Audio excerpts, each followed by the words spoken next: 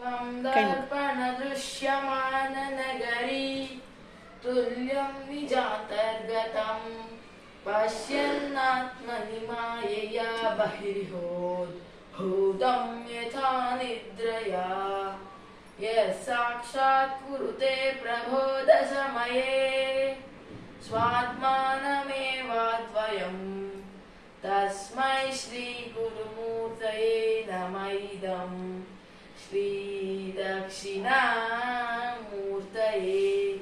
बीजस्यान्तरिवाङ्कुरो जगदिदं प्राग्निर्विकल्पं पुनः मायाकल्पितदेशकालकलना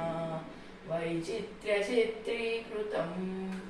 मायावीव विजृम्भयत्यपि महा